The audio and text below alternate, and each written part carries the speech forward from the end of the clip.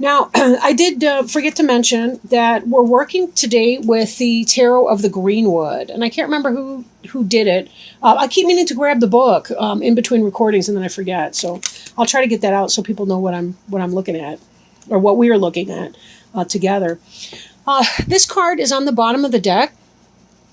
And I kind of look at those as sort of a one-card summary of what's going on in the deck. But you'll see here we have the Four of Arrows, which indicates rest, right? Rest, meditation, for vision and for transformation, right? This really has to do with going within and taking that time out, right? Arrows is an intellectual suit. That's the suit of air. And part of that means we need to kind of slow down so that we can let our thoughts stop racing, calm down, and then, and usually only then, that's when we get the insight that really comes in. When we're in a froth, we don't tend to get our best thoughts coming in because we're blocking them with so much hyperactivity of our mind. Super activity, I guess, but we have too much going on in our thoughts. So sometimes we do need to be sure to take that time to rest and to meditate, have some self-care time in order to get right so that we know what our best options are. Now, covering you, we have Five of Wands, which is power. Sometimes this can indicate the petty squabbles that come about in our day. We have to be really mindful too, but to choose our battles. Or we will find ourselves at unrest with a lot of different people. Just from the rest of the cards, as an overview, it doesn't look like this is anything that's really a big deal, but there may be some kind of power struggle that's going on for you. So you may want to be extra careful that you're choosing your battles and not allowing other people's insecurity or ego trip to unsettle you, I guess, in this time. Now, crossing you is the Six of Wands, which is the Harvest card. This has to do with reaping what you sow. This has to do with basically abundance coming in, right? For some of you, we've had that in the past with pregnancy and giving birth and things like that. That can be symbolic for people. It can be literal. Harvest, that's this time of year right now, right? We're in the prime of harvest. We're in the Virgo season, September 1st to 15th. So, we do have a lot of abundance coming in. I'm here in Michigan, and in Michigan, of course, it's a wonderful time of year for everything. So, everything from berries to corn to tomatoes to, and then we're going to have the gourds coming up. It's a wonderful time of year to be in Michigan. And this idea of things coming in that you've set forth before. This has to do with... this can even for some people be like a scholar type situation. Say if you've been studying for something, and you're sort of wrapping it up. Pardon me. Excuse me.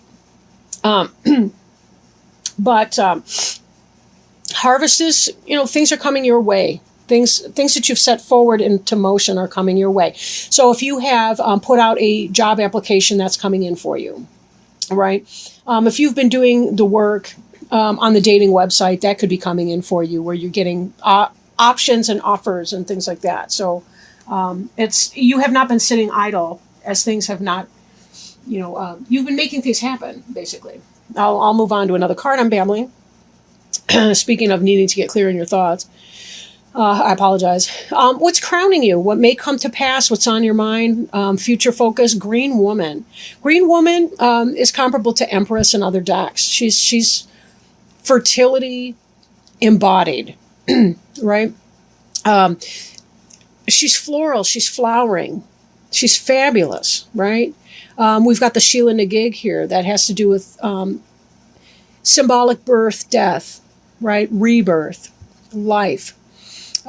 This is the divine feminine, right? The goddess archetype right here. Green Woman really is about being able to manifest. This has to do with our sense of harvest. Harvest is, in a sense, although wands is fire and fire is a male element, at the same time, harvest and the fruits, that's very, very feminine. She's the fruit, she's the embodiment of the fruit-bearing harvest goddess, really.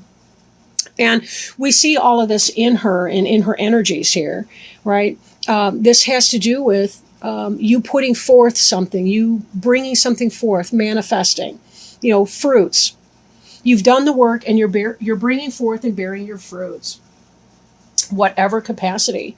The Fool has to do with new starts. This is something that you have, or that's an influence that's coming into play very soon. But you'll notice that she's let go of her burden, and I say she, could be a he, I don't know. But this person's let go of his or her burdens. They're taking that leap of faith, even though they're at the cliff, right? They're following the white hart into the new adventure. A hart, H-A-R-T, is a deer. But we see also, again, with the butterfly symbology, right? We saw that in the rest card here.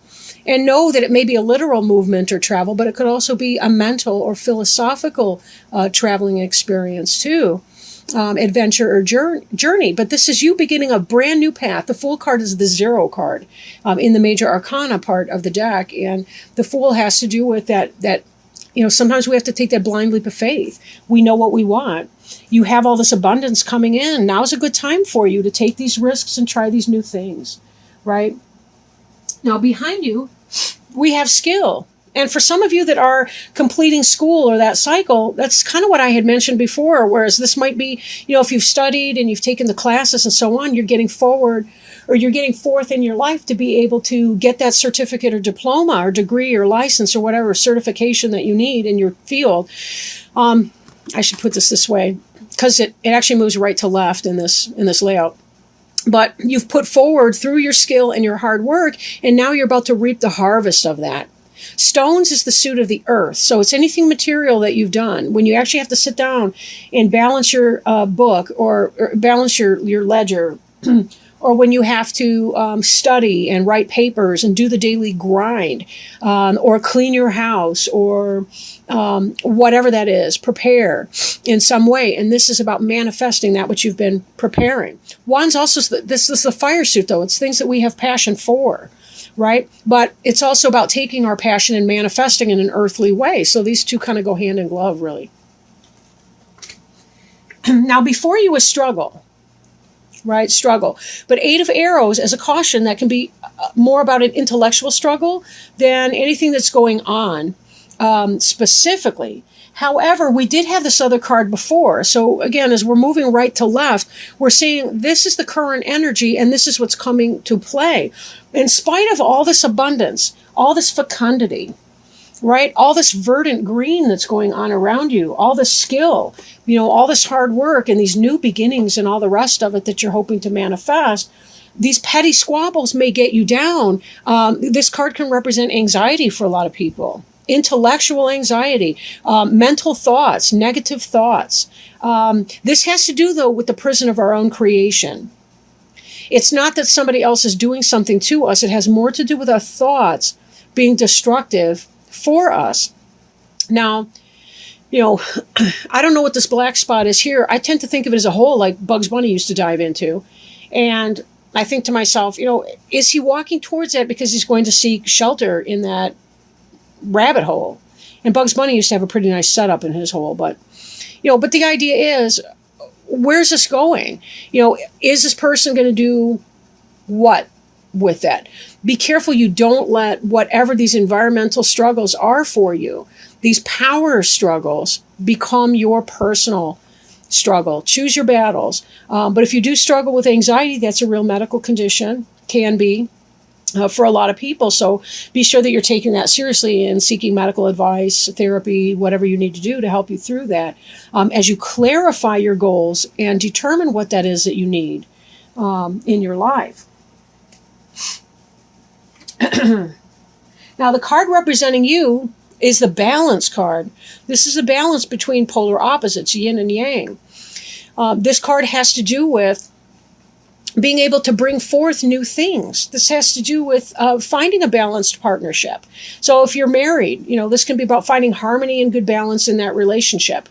These external struggles here may have to do with other types of power struggles, maybe not in your immediate family, but the surrounding, like the in-laws or your job environment, your business, that sort of thing. But overall, there's really, really good stuff in here, really, really positive for you. Right? There's also a sense of guidance. This is your environment here. This is about navigating through the use of the North Star or Southern Cross, depending which part of the hemisphere which hemisphere you're in, southern or northern or southern. And this here has to do with being able to find your own way in that, right? Be careful that you're taking that time to find your balance, right? When we look at this rest card, this is part of it, taking that time for self, as well as the time that you spend with and around other people, because it can be exhausting if you're not finding that balance. This is about being guided towards wonderful things in your future. But there will be some level of struggle here. How difficult the struggle is has to do with your approach to it, whether you seek help with that, are you willing to just kind of let things go? But be careful that you are implementing some kind of balance in your life. You really do have this forward movement, and this Fool card has to do with this pole star as well. This Fool is basically following the pole star into the future. They're being guided. They're being helped and supported by elements like angels and spirits and God, divine hand, fate, the universe, however you want to call it, right? So there is that energy of divine support at play here. Be careful that you're doing your part to find your balance and that you're not psyching yourself out into this negativity, because I really don't feel like it's necessary for you. Look at the color in here. This is you, and this is the future.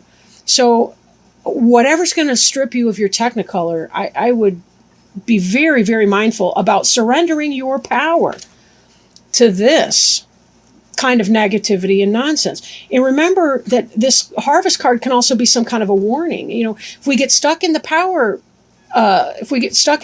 trip, we are going to reap what we sow, and therefore we shall have struggle. It's just the way that that's going to go. It's that cause and effect. It's a karmic lesson sometimes that we have to learn. But when we can let go, when we can put down our baggage, put down our burdens, and just move forward, understanding that we have everything we need to make this happen already. We have the divine support in the guidance of this pole star here. We also have the wings that we need to be able to fly, right? Please don't literally leap off a building, right? Okay, do I have to say that? I don't know who's watching. Okay, who can say? Now, hopes and fears. We have the healing card here. The healing card, right? This reminds me of this rest card. So for some of you, it may be that you do have some medical issues that need addressing, or that you fear that a medical situation may be difficult, or that you fear something pertaining to that. One thing I didn't mention before, but that I noticed on here is that here we see a caduceus, and I'm probably saying that incorrectly.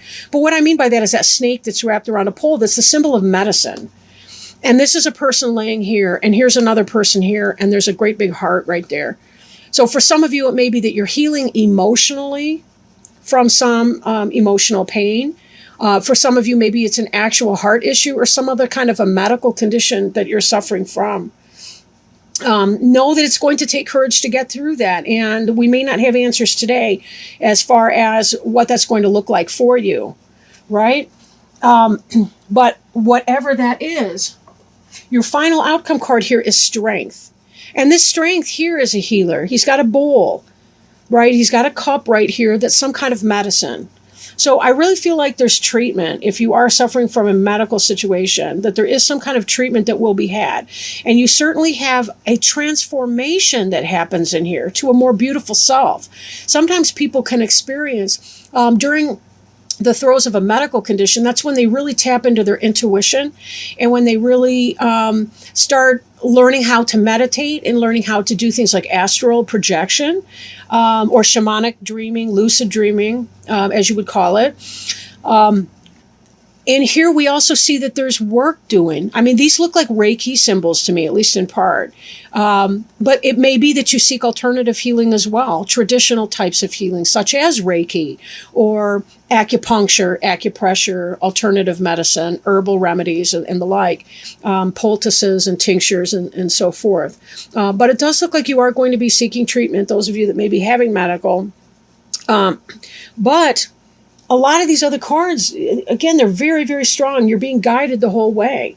And even this balance card that represents you, if we look at it, a lot of your issues may be, if not brought on by a lack of balance, it could be being exacerbated by a lack of balance.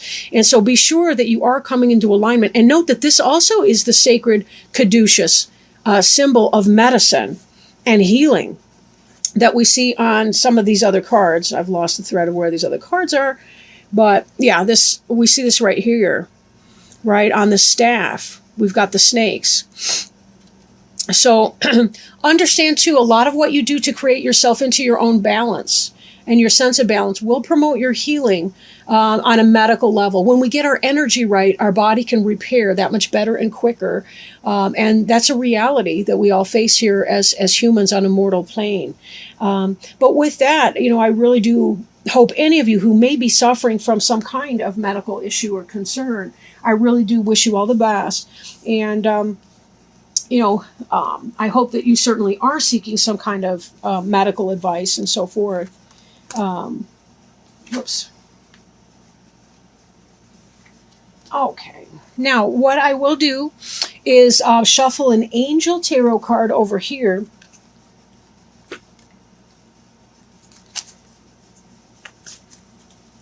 And I'm sorry I can't say about the outcome per se. I do think that there will be a great deal of strength that you develop in that, and a great deal of insight and awareness as well. I'm not really getting a sense of something fatal, but that's probably out of my scope. I don't know that that would be revealed to me if that were the case.